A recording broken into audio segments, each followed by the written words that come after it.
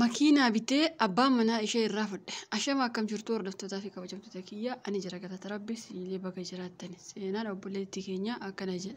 Ani jalqaba yeroo dhufe karaa bahaara ka jedhamu sanaa nama 9 taanee biyyaa baane.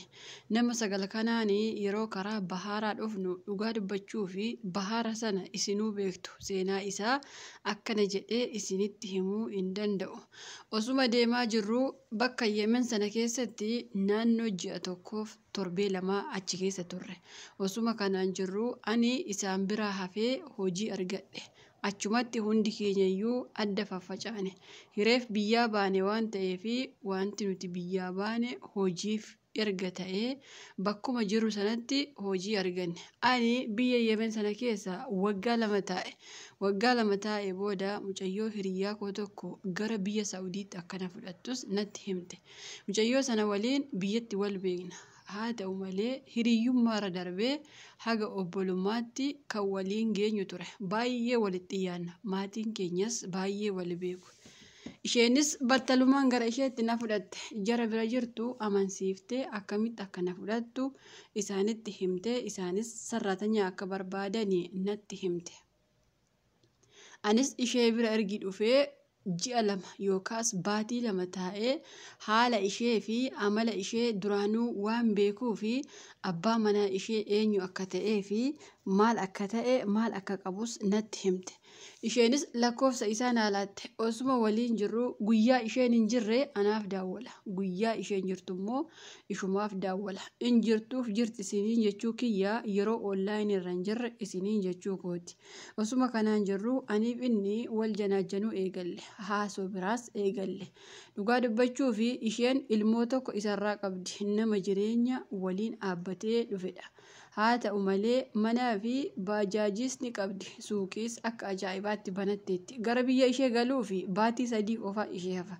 Osuma kanaan jirru bakka ishee ilaalladhee yeroo isheen hojiitti seentu animmoo gara janaajanaa seena. Dhugaa dubbachuuf mana tokko keessa waan hojjennuu fi janaajanaan isaa baay'ee ulfaata. Maaliif yoo jettanii natti dhufti jedhee baay'ee ishee sodaadha. Osuma kanaan jirru innis akka isheen barbaanne natti hime. Anis akka duraanuu isa jaaladhu isatti hime. Dhugaa dubbachuuf bu'aa bayii hedduu na waliin buuteetti. Bakka isheen na fidde sunis bakka gaarii ture.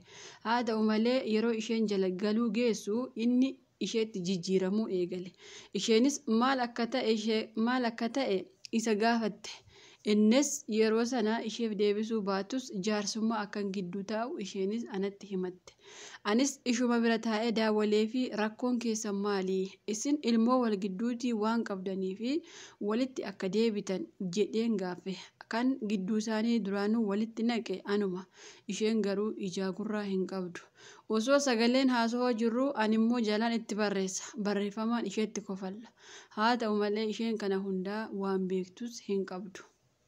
Anis qarshii kiyyaa osoo isheen hin beekin isaaf erguu eegale. Innis dhugaa dubbachuu fi baay'ee takka ishee jibbe. Yeroo isheen nan gala jettu akka isheen hin galle asuma ittisa. Osuma kanaan jirtu dirqama guyyaa takka akka galtu isa gaafatte. Innis hin dide. Maatii isheetti himtee akka gara biyyaa dhufaa jirtu akka ishee simatanis itti himatte. Isaanis ufanii booleetii fuudhanii kallattumaan gara mana ishee gashani. Dhugaa dubbachuu fi mana ishee hiriyaa kiyya naan jettee viidiyoo waraabdee ajab nama jechisiisa. Manni isheen ijaarte nama biyya Arabaa taa'e miti. Namni Ameerikaa jiru kana ijaara jettanii hin yaaddani. Anis baay'ee takka hinaafe baay'ee takkas aare. Of biratti ishee ajjeesuu dhiisuu kiyyatti baay'een gaabbe. Osoo manuma kana keessatti ishee ajjeesee gara biyyaa galeera ta'ee hedduun gammada ture. Tarii hiriyaa gantuu naan jechuu dandeessu. Gantummaaf osoo hin taane baay'ee ishee jaaladha. Haa ta'u malee abbaan manaa ishee dhugaa dubbachuu fi amala qabeessaa fi bareedaa akkaan kan ta'e waan ta'eef nama hawwachiisa. Ani garuu ishees osuma hin jaallu lubbuu ishee baasuu isuu kootti baay'ee takkan gadda. Dhugaa rabbii isiniin jedha. Yeroo isheen biyya galte imimmaan dhiiseen dhiiga boohe. Innis akka ishee dhiisu natti himaa ture. Haa ta'u malee ergi manatti galte dhiira mitiire walumaan jiraachuu eegalani. Anis walumaan haasa'a. Yeroo isheen raftu na waliin haasa'a. Yeroo isheen bakka hin jirrettis yeroo naaf kennee na waliin taphata. Osuma kanaan jirtu isheen ulfoofte. Yeroo isheen ulfoofte ulfooftu qoricha akka inni kennee fi ulfa ishee keessaa baasu anis itti hime. Innis haala kana gochuuf bu'aa bayii hedduu itti fudhate. Haa ta'u malee mucaan sunis bahuu hin dandeenye. Waan inni hin goones hin jiru. Inuma dhukkubsatti inuma fayyiti. Inuma dhukkubsatti inuma fayyiti. Osuma kanaan jedhanii guyyaa takka wal lolani. Innis akka malee akka ishee rukutee ufee natti hime. Dhugaa dubbachuuf ulfi ishees homaa hin taane isheenis homaa hin taane jedhee natti hime. Anis qarshii osuma isa waliin haasa'uu qarshii guddaa argi walitti qabee booda isatti erguu eegale. Makiinaa akka inni bitatus anis isatti hime. Innis makiinaa ajaa'ibaa bitate. Isheenis birrii eessaa fiddee bitte yeroo jettu yoo feete na waliin jiraattaa yoo siin taane narraa deemi isheetiin jedhe.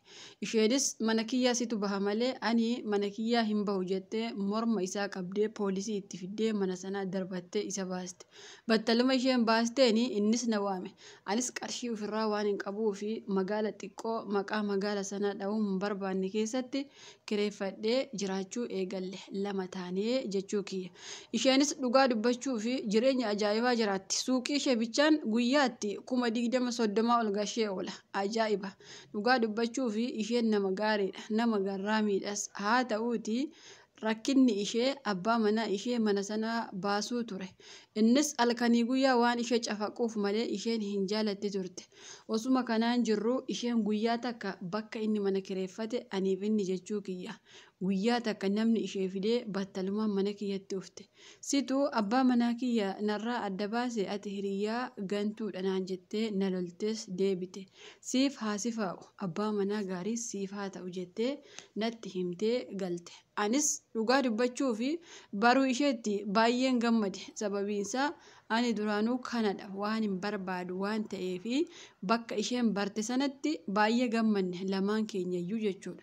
Kanaa booda miidiyaa irratti suuraa adda addaa laxxafuu fi makiina bitanne walumaan ittiin deemaa bashannanaa osoo jirru qarshii ani biyya Arabaatii fidee narraa dhumate. Dhugaa dubbachuu innis akka bifasaa osoo hin taane suusii adda addaa qaba. Dhugaatii in dhugaa qumaarii ni taphata. Waanuma inni hin goone hin jiru. Dhugaa rabbii isiniin jedha akkamitti akka qabeenyicha isaan godhatan beekuu baadhusi ani garuu baay'ee takka dhaare. Harka qullaa kiyya ergina hambisee booda gara biyya Arabaa deebidi jedhee natti hime. Anis furmaanni kiyya biyyuma Arabaa deebi'uu waan ta'eefi garuma biyya Arabaa sanaatti birri liqeeffatee na erge. Inni makiinaa hin oofu. Namni makiinaa oofu nama biraadha. Inni mana dhugaatii ooluu fi qumaarii taphachuu bichaadha. Haati manaa isaa ijoollee ishee guddifachaa jireenya ishee fataa jettee jiraatti.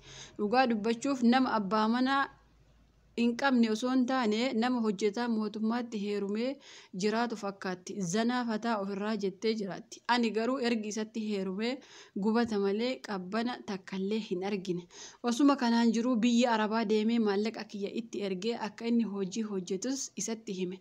Innis lafa bitee akka mana ijaaraa jiru natti hime. Dhugaa dubbachuu fi anis maatii kiyya ergisiisee ilaashise. Maatiin kiyyas yeroo ilaalanii dhugumatti lafa bitee mana irratti ijaaree jira. Anis mana kiyyaa yeroo muraasa keessatti ijaaradhee xumuradhee meeshaa isaa keessa guuttadhe. Nan gala jedhee isattis daawwala. Innis akka ani xiqqoo turu yeroo hedduu irra deddeebi'ee natti hima. Haa ta'u malee guyyaa takka karaa iimoo isaa suuraa wayii irratti arge. Suuraan kuni kan eenyuti jedhee yeroon gaafadhu takka intala adaadaa kiyyaa, takka intala eessuma kiyyaa, takka soddaa kiyyaa. Kan haadha manaa kiyyaa duraati jecha walumaan waan inni odeessu bitaa natti gale. Anis osuma kanaan jiru qarshii waan takkallee waan hin qabaannee fi naannoo baatii 5 itti fufee hojjetadhe. Qarshii baatii 5 kana harkatti qabadhee yeroon galu inni haadha manaa qaba. Haati manaan isaas ulfa guutuudha. Isheenis ani mana kiyyaa bahi yeroon jedhu maqaan mana sanaa manni suni maqaa ishee akka ta'e waraqaa walii galaa hundumatti fiddee natti agarsiifte. Anis kanaan harka qullaa kiyya hafee maraatu ta'ee gandarra jiru. Dhugaa dubbachuu fi bakka ani hin hojjenne takkallee hin jiru. Mana bunaa jettanii uffata miicaa mana nyaataa keessa waan ani hin hojjenne tokkollee hin jiru. Harka qullaa kiyya gale. Innis battalumaan hifatee mana sanaa darbatee na baase. Haadha manaa kiyya jalqabaa irraa situ adda na baase jechuun inumaayyuu maqaa adda addaa natti moggaase.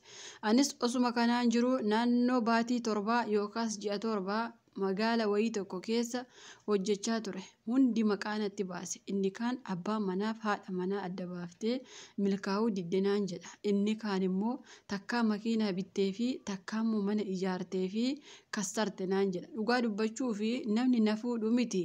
Narratti miila dhiqatu hin jiru. Malkiin kiyya duraan akkaan bareedu amma garuu akka malee fokkatee nyaataafuu nama jibbisiisa. Dhugaa dubbachuuf ani mataan kiyya of jibbe. Osuma kanaan jiru mana abbaa qabeenyaa wayii tokko keessa mana nyaataa qabani keessa qarshii guddaa ta'e akka Itoophiyaatti hojjechuun eegale. Qarshii sanas walitti qabadhee ammas gara biyya Arabaatti deebi'e. Biyya Arabaa keessa osuma hojjetachaa jiru maatiin kiyyaa duraan haganatti miti ta'us isaaniif mana ijaaree jijjiirama gaarii isaaniif godhus ani amma jireenyi kiyya hundi natti dukkanaahee halkaniif guyyaa gara wallaalee taa'ee jira. Umriin kiyyaa naannoo 38ti. Haa ta'u malee umrii kanaan biyya namaatii maal fuutu jechuu dandeessani. Anis malaaf fala wallaale. Duraan jireenya namaa itti dukkaneesse har'a jireenyi kiyya waan natti dukkanaaheef namni na fuudhus hin jiru jedhee abdii kutadheen biyya Arabaa kana keessa taa'u jira. Maatiin kiyya kottuu galinaan jedhanii na kadhatu. Ani garuu yoo galee maqaa sodaadhe. Namni hundi yoo na argu dhugaa dubbachuu fi nan dagatu intaloo ishee intala abaluu fi ilma abaluu adda baafte jedhanii maqaa natti baasani. Anis maqaa kana hunda biyyatti baachuu kiyyarraa biyyuma kana keessatti dulloomee asumatti du'uu filadhe. Mee isin hiriyoonni kiyya seenaa kiyya kana maannan jettani? Gara biyyaa galamoo asuma umurii kiyya guutuu kushinaa Arabaa keessa taa'amoo malli kiyyaa fi falli kiyya maal akka ta'e isinis naaf barreessa. Ani dhugaa dubbachuu fi koomentii hedduu dubbisuu jaaladha. Tarii seenaa kiyya jijjiira jedhees itti fayyadamee dadhabeera. Haga har'aatti wanta seenaa kiyya jijjiire takkallee hin argine. Miidiyaa warra jaalala himatus deemee ilaaleera. Waa takka anaan garuu jijjiiruu hin dandeenye. Dhugaa dubbachuu fi osoo biyya keessatti warqii keessa jiraatta warqii si oomishama jedhanii ani gala jedhee hin yaadu. Garuu namni biyya namaatti hin hafu waan jedhamuu fi gorsa keessan barbaada. Akkam badii hojjechaa ture aniyyuu ofirratti beeka. Nan arrabsiina yaada keessan naaf qoodaa itti obboleettiin keenya. Dhugaa dubbachuu fi yeroo tokko hiriyyaa irratti abbaa manaa hiriyyaa keessanii irraa fudhachuun waan si fayyadu hin qabu. Jarallee adda baastaa ofii keellee innillee booddee irratti si tuffataa jechuudha. Jalqabumatti bakka kanatti waan jechuu barbaadu hiriyyaan yeroo tokko shamarran keessaafu abbaa manaa kiyyaa wal barii kuni abbaa manaa kooti kuni jaalallee kooti lakkoofsa isaa qabadhu kun dogoggora namoota hedduuti. Dhugaa dubbachuu fi jireenya kee keessatti nama wal jaalatte yookaas kaa'imaa kee haa ta'u yookaas abbaa warraa kee haa ta'u kan jireenya kee boruuf yoo ta'e hiriyyaa kee miti obboleetti keetti lakkoofsa kennuuni kun dogoggora keeti. Maaliif isheen ogummaatiin bareedaan waan adda addaan sirra caalaa jiraachuu dandeessi. Ilmi namaa kamuu waan adda addaatiin walirra waan jiruuf. Kanaafuu hiriyyaa kiyya ati lakkoofsa kana fudhu abbaa manaa kiyya addaa walii. Yeroo ani onlaayinii irra hin jirne ati waliin taphadhu. Yeroo ani akkas ta'e ati akkas godhi. Wanti akkasii dogoggora keessanii jechuudha. Walumaa galatti warreen hiriyyaa kee jettanii lakkoofsa abbaa manaa keessanii hirtanii kun jalqaba dogoggora keessanii jechuudha. Jechuun maaliif jechuu dandeessanii amma yoo ati fakkeenyaaf ati onlaayinii irra hin jiraanne innummaan onlaayinii sanarraa haa deemu yoo fedhe onlaayinii sanarraa haa ta'u malee abbaa manaa kee fi hiriyyaa kee wal barsiifte taanaan namni sun abbaa manaa kee hin jedhamu jechuudha. Shakkii keessa galuu qabda. Maaliif amma ati fakkeenyaaf waa hedduutiin gorsaan ta'a dhiirri immoo karaa hedduu shaawwadama. Fakkeenyaaf ani kana sii godhee sana godhannee booddeetti akkas godhannee ani qabeenyaan akkasan qabaa sana qabaa.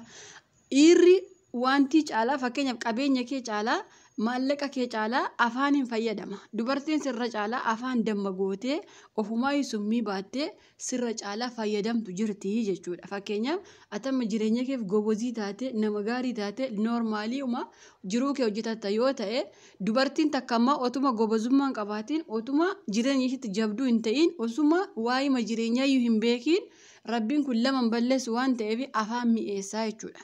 Isheen afaan mi'aayee kana qabattee agtee abbaa manaa kee sirraallatti gootii jireenya keellee diigdaa jechuudha. Kanaaf walumaa galatti maasanii jechuu barbaada. Lakkoofsa abbaa manaa kiyyaa hodhuu ati hiriyyaa kiyyaa ati akkasii ati obboleettii kiyyaa ati adaadaa kiyyaa waan akkasii ofirraa dhiisa. Wanta akkasiin hin fayyadu. Intalli adaadaa keessiif maal isaaf maali? Obboleettiin kee isaaf maali? Kuni kijiba. Fakkeenyaaf amma maal jedhanii haadha obboleettii sana fuudhee deebi'ee immoo ana obboleetti kiyya fuudhe waan ta'eef obboleetti kiyya immoo hin tuqu ana fuudhe waan ta'eef obboleetti kiyya hin tuqu namni jedhu dogoggora keessanis namoota baay'eetu ishee fuudhee ka'ee yoo isheen ta'uu fi didde ishee hiikee obboleetti ishee ka fuudhe baay'ee jira jechuudha. Kuni haraamallee miti halaala jechuu danda'ama. Maaliif obbolummaa walitti hin qabanii hiikummaa walitti hin qabanii obboleettiin hin taaneef ishee immoo deebisee fuudhee jechuudha. Kanaaf ijoolleen baay'een ishaawwadamina. Dhugaa Rabbiin hin jedha. Nama baay'ee ishaawwadamaa beeku. Kuni abbaa manaa kiyya hodhu wal bari. Fakkeenyaaf ani si amanaati fira kiyyaa abbaa manaa kiyyaa wal bare. Taariyaati maallaqa guddaa abbaa manaa keerraa qabaachuu dandeessa. Mana gaarii qabaachuu dandeessa. Jireenya gaarii qabaachuu dandeessa. Garuu waggaa meeqa itti amaatee daqiiqa kudhan keessatti dubartiin jabduun afaaniin jabduu yoo taate sirraa fudhatti jechuudha. Kaanumaaf walumaa galatti iyyuu namoonni abbaa manaa qabaatan jaalallee qabaatan lakkoofsa keessan hodhuu akkas godhii sana godhii hin jedhiin asiniin jechuu barbaada. Akkasii obboleettii keenya koomentii jalatti yaada keessan qoodaa fi an akka yaada yaatti erga umriin kee waggaa 38 ta'e gara biyyaa osoo galtee jireenya kee ooffattee irra gaariidha. Namni guyyaama tokko lama si hamata ji'uma tokko lama sadii ajandaa si godhata achi booda namni illee jireenya kee hin jiraatu jireenya kee sumatu jiraata. Haadha manaa fi abbaa manaa adda baafte bakka sun taaree darbee jira jireenya kee galtee osoo itti fuftee gaariidha jedha kun yaada kiyya.